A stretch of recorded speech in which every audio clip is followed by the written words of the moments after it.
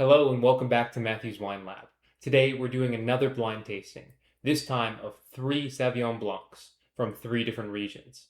As usual, we will try and guess the price and then rank them by our personal preference. Now, without further ado, let's get started. And now I'd like to welcome Gavin as a guest to the show. Gavin, thanks so much for being here. Great to be here. So first and foremost, would love to hear about your experience level with wine. Absolutely. First, can I say, longtime fan of the show, but a little bit shorter fan of wine. I'm not quite a beginner, but I'm not quite an intermediate learner either. I think there are wines that I really like, and I've repeated those. And I've had opportunities to really learn a lot about unique wines. And so, what I'm excited to do today is just learn a little bit more about this varietal from the expert himself.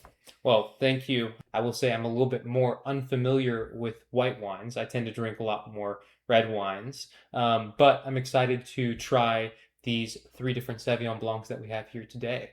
So, Gavin, tell me a little bit more about your favorite wines that you tend to gravitate towards. Well, Matthew, I think like you, I tend to gravitate towards those red wines. I like a nice, bold, tannic red wine. Hmm. When it comes to a white wine, something that I really look for is minerality and kind of a crispness, something that makes it nice and refreshing for a summer afternoon. Well, I think we'll definitely get that crisp factor with these 3 Sauvignon Blancs that we have today. Let me tell you a little bit more about what we're going to expect. So we have one $10 wine, one 20, and one 30. So we're going to try and gauge, can we tell the cheap wine from the more expensive wine?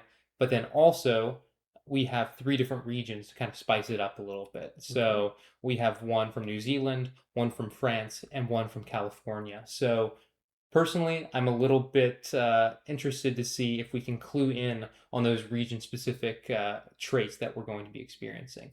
So with that, let's go ahead and get into our tasting.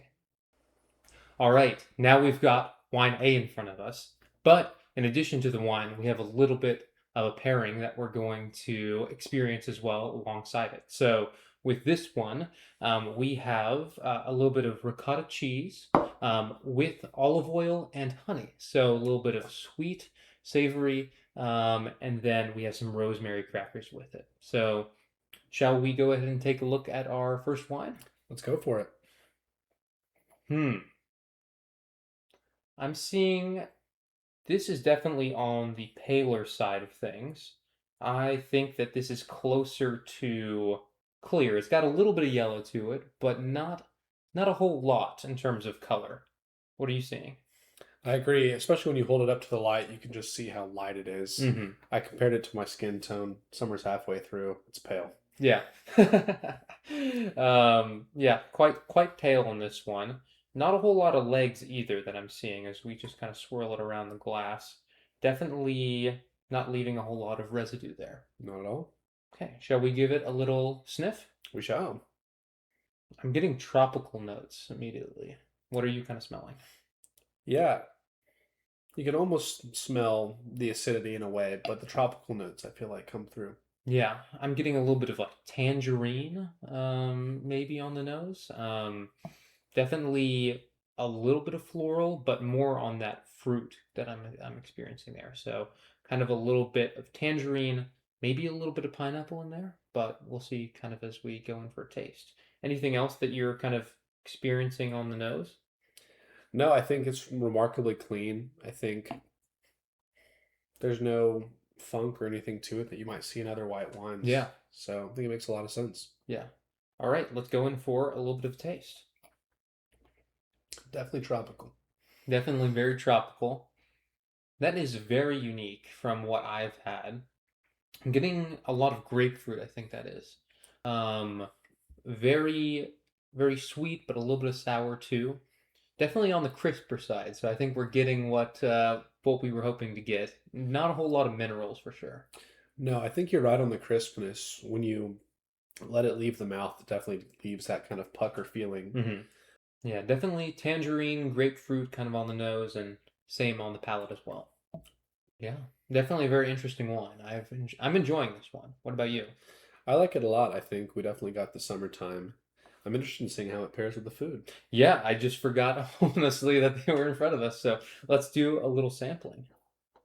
Matthew, you've always got such fantastic pairings wines that we choose. Mm, Today's no exception. delicious. I think that just kind of on the aftertaste of the previous wine, my previous sip, right? That ricotta is cutting through kind of that sweeter element to it.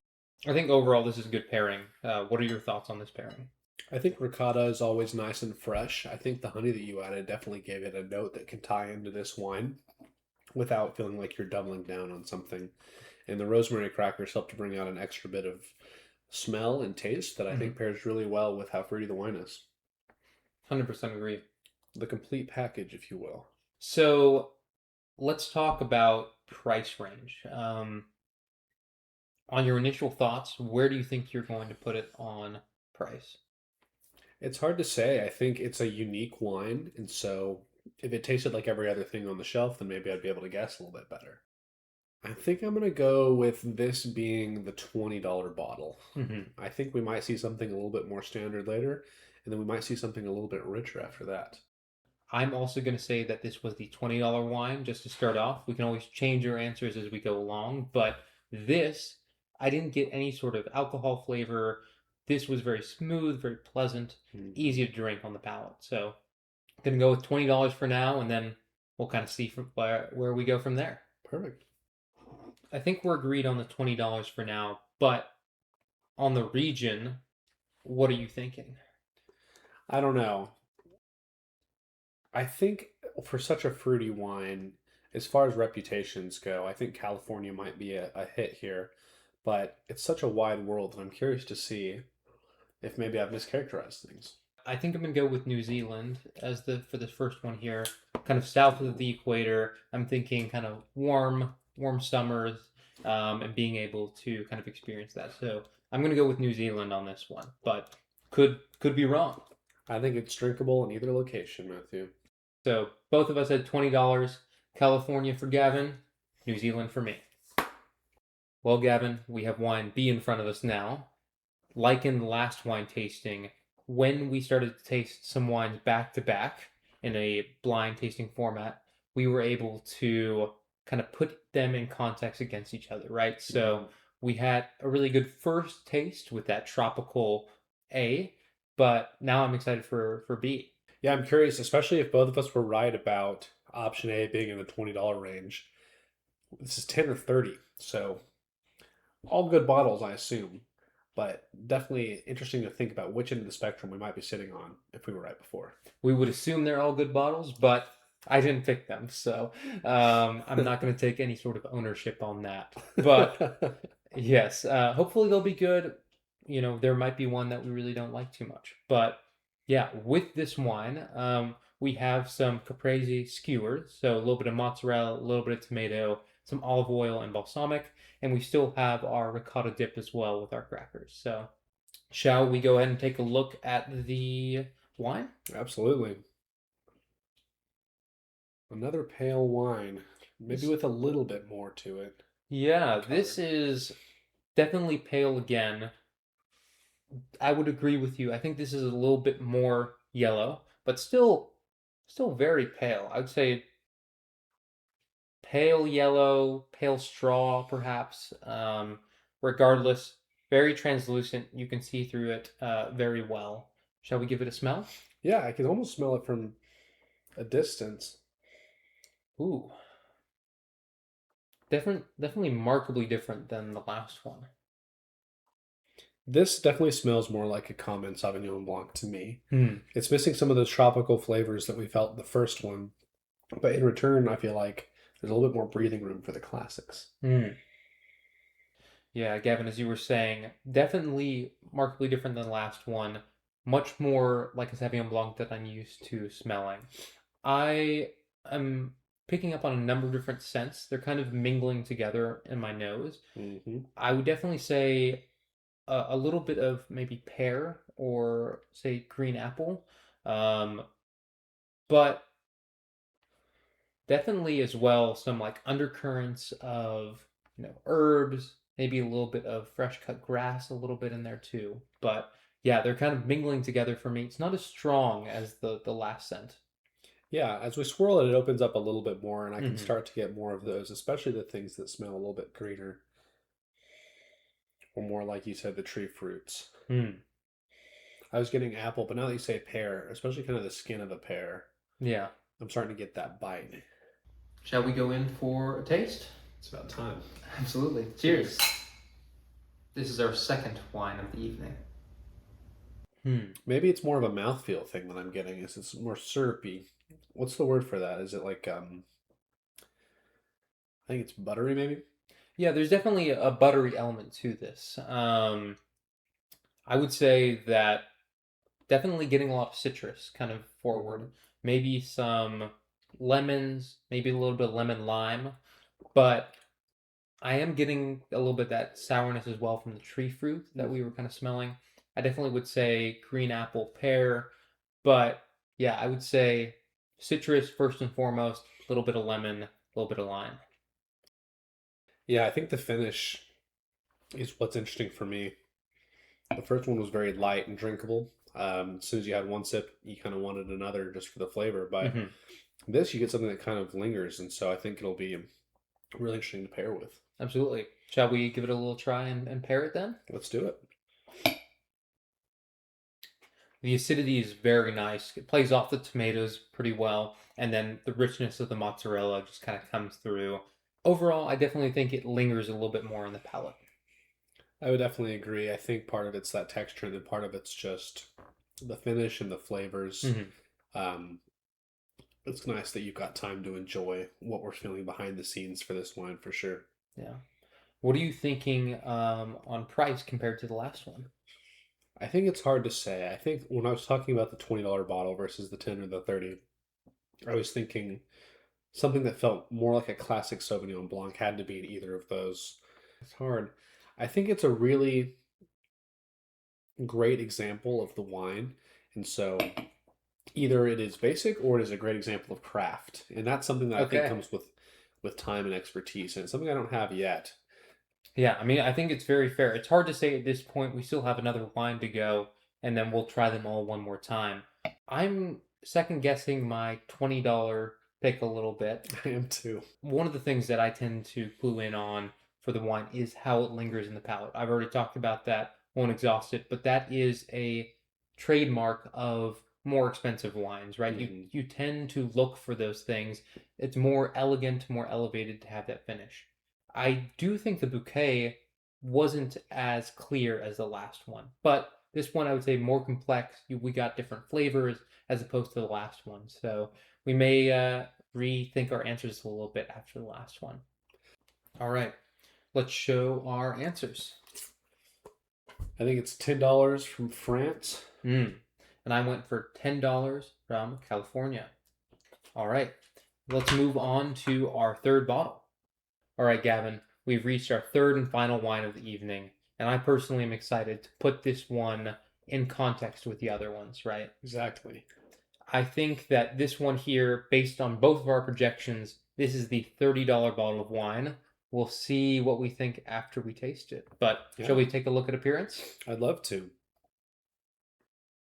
Immediately right off the bat, I'm seeing more color in this one than the last two. Absolutely. There's a little bit more yellow to it and maybe even a little bit of green. Mm-hmm. Oh yeah, a little tinges of green on the side. I can see that. Yeah, definitely the most colorful of the evening, but still quite pale, I would say. I would Hmm. say maybe a pale yellow, right? Maybe last time we said it was pale straw, pale yellow in this one. I think we've officially entered yellow. Agreed. Shall we give it a smell? Let's do it. Mm, Mm. Much richer on the nose than our previous two. yeah. I'm definitely getting more mineral notes than we had before. Let's go. You know I love minerals. Absolutely. I think that that is a sign that you'll be pleased with this one. With this one, definitely minerals on the first smell.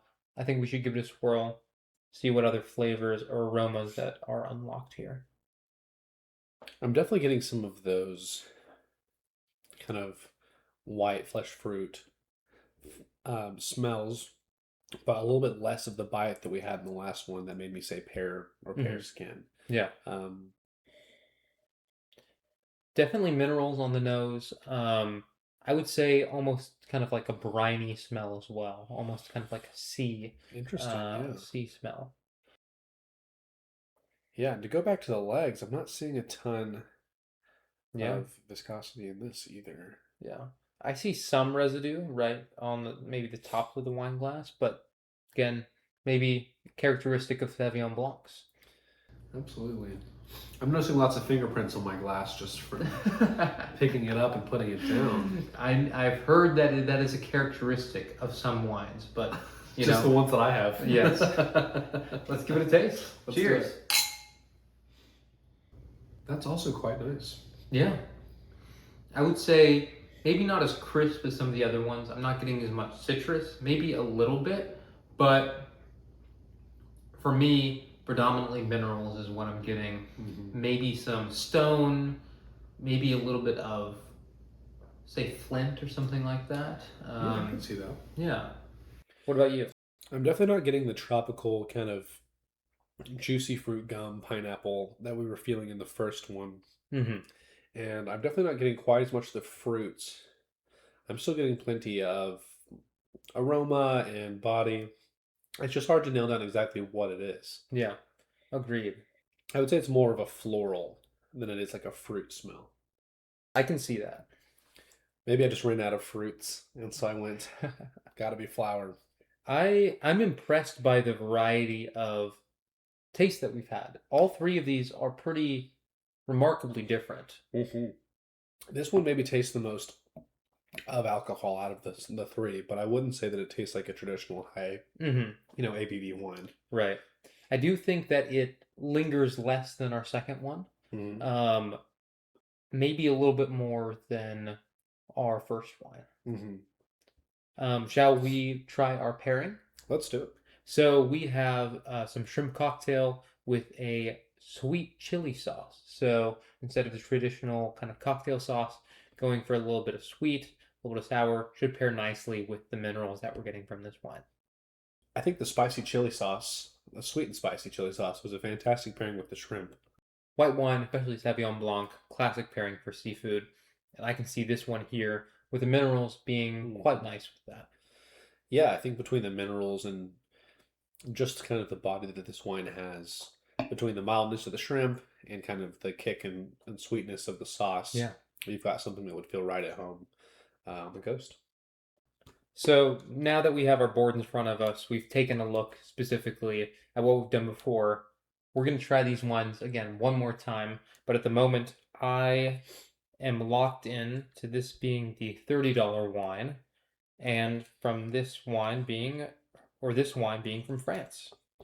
Well, I definitely agree with you on 30. I think it's the last option we had. Mm-hmm. But for me, my last region available was New Zealand. I think maybe with some of the body and minerality, I might get lucky here. So you do think it was New Zealand with this one here? I think I would have guessed that. We can talk about it later, but I think I would have some swaps for regions and prices across the board. But Sounds I think good. if I could lock in one, I would say this wine is from New Zealand. Okay, so with that, we are going to bring out the wines one more time, but these are our initial guesses based on the tasting. Well, Gavin, we've got all three wines in front of us again, and this time we're going to try them back to back, move in between them, and see if we will change any of our answers or if we're going to keep them. We're also going to put our final ranks in terms of our personal preference. So, you ready? Sure. Let's dig in. Cheers. Cheers.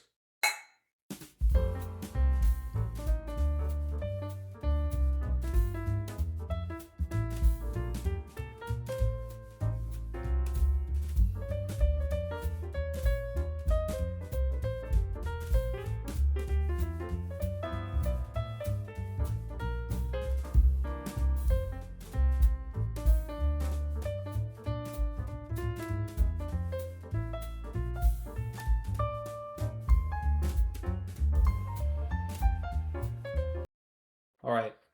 We had the chance, tried them all back to back, and I'm excited to hear your personal preference on rank, but then also what you thought about price. Yeah. Why don't we start with price? Okay, let's go ahead. Let's go ahead and would you mind flipping your board around and showing the camera? I can be honest. I changed up my prices a lot, but I haven't changed my regions up at all. I think for A, I went for $10 and I stuck with California. Okay. For B, I thought $30 from France. I think the number one thing that stood out for me was the comment we both had about this kind of feels like a classic Sauvignon Blanc. Um, and just because it's from France, I upped the price. Mm. That was my opinion. And then for C, I stuck with my original region still in New Zealand, and I put it at that $20 mark, just because it felt a little bit more classic for the style compared to how fruity A was. And so I'm feeling confident, but you never know. Yeah, absolutely. Thanks for sharing. I also changed my prices, and my price actually matched yours in terms of my predictions. So, first up, I had $10 for the first one. I was thinking with this one, it just wasn't very complex, right? Mhm. It was very tropical, very interesting, but I didn't get a lot of other flavors on top of that. So for that one, for that reason, I'm saying it's a $10 wine, and I'm saying it's from New Zealand. I still have that picture of New Zealand kind of tropical in my mind. And with that said, I didn't change any of my regions from my first guess, even though I changed the prices. So Okay. second up, we have B at the $30 bottle of wine. So as you said, I think for this one, it was very citrusy. I got a variety of different flavors, right? There was also Hmm. some green apple in addition to the lemon and lime. Hmm. So why I said this was a $30 wine, this lasted a lot longer on my palate than Hmm. the other ones did, right? I have the vision as we were going through and trying our pairings, the wine lingered, right? Hmm. So that's the reason why I said it was the $30 wine. So for B, I'm going with California. This is the one I'm least sure on, but let's move on to C. C, I said it was a $20 wine. So this wine was still crisp, but I didn't go back to that every time. It wasn't Hmm. my favorite on personal preference. But I think it was France. I just for some reason I'm like, okay, some of the other wines that we've had before, especially like Chablis, Oh yeah. etc., those tend to be more mineral based. So for that reason, I'm thinking it's going to be France, and this is a $20 wine in general. So and with that, I'd love to hear a little more about your personal preference on the wines. Yeah, I think earlier I said that I love a mineral wine. So for me, right on top was C, our third option that we Mm. tried, which again I thought was from New Zealand for $20. Time will tell. But I think I just liked the fact that it was neutral balanced, and I think it stood up really well with the pairing. And so maybe that influenced it some, but it's a wine that I could definitely picture what meals I would put with it. Mm. And so I think just a very vivid picture on what I liked out of that wine. And so for that reason, it stood out. Excellent. So what did you have as your number two and number threes?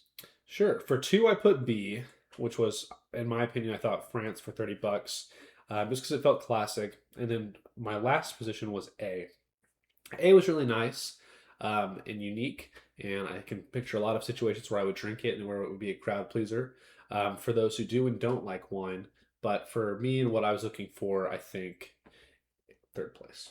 Yeah, I definitely understand with C that held up really well against the seafood, the shrimp that we had, right? So definitely understand that. And makes sense with your propensity towards more mineral white Hmm. wines. What'd you put? So I put B as my favorite. I thought this one was very crisp, lots of lemon. I can see this going really well with a variety of different foods. As you said, pretty classic Sauvignon Blanc. So for me, I think that that was my favorite. Then I went A. Mm. So I really like the tropical notes there. It wasn't the most complex wine I've ever had, but in general, I think it was super interesting and almost playful, right? I Yeah. think that with that one, really kept wanting to go back and try that one again. And lastly, I have C. Personally, like the minerals, I do understand, kind of as you were saying, it held up really well against the seafood, but it's just not my favorite, right? It's Hmm. not what I look for in wines. I think this was definitely closer in my personal rankings than our last blind tasting and the Spanish wine tasting. Hmm. I liked all of these kind of on uh, a similar level, right? Yeah. It seems like if we combine our rankings, that B was the definite favorite, and then that it's pretty much a wash between A and C. I think C might have a slight lead just because I ranked it so highly, Mm, whereas we both ranked A between 2 and 3. yeah. Well, let's get into the answers. All right. I have this piece of paper in front of me, and we're going to reveal them kind of one by one. Okay.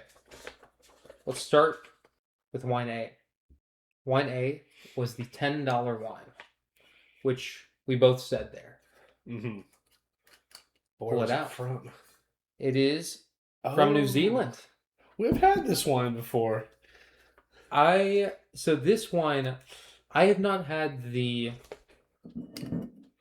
So this looks like the regular Sauvignon Blanc. Oh, okay. I go for the reserve, so I've never actually had this entry level for the King Maui. So wonderful, but yeah. So this is a wine from New Zealand. So You nailed it. correct on the region, lucky on that one, but very tropical. Let me read you a little bit more about this wine here. So King Maui here is from New Zealand, from Marlborough, located at the top of the South Island. This region accounts for the vast majority of New Zealand's wine production. The combination of warm, sunny days and cool nights creates intensely flavorful wine. I think we definitely saw that with this one. For sure. New Zealand is known as it produces the world's benchmark Sauvignon Blanc, known for its vibrant acidity, light body, and intense aromatics. We definitely got lots of tropical notes with this one. So, yes, exactly here. These wines are known to be herbaceous alongside flavors of tropical fruits. Mm-hmm. So, King Maui in particular is crisp and noted for its acidity. So, what people said about this wine. There are high amounts of citrus like grapefruit, lemon. I think I certainly got a lot of grapefruit, tangerine as well. There's also tropical notes like pineapple and passion fruit. I think I got that on the nose, less so in the actual taste of it. Mm-hmm. We were definitely joking about the kind of tropical gum taste. Yes. Maybe passion fruit's what we should have said. Maybe. And numerous mentions of tree fruit like green apple and pear. I definitely didn't get that as much in this wine, but that's interesting that other people said that. Yeah. Now it's time for our second wine, wine B. Wine B is the $20 bottle of wine. So we thought that this was the $30 bottle of wine, but 20. It was the 20.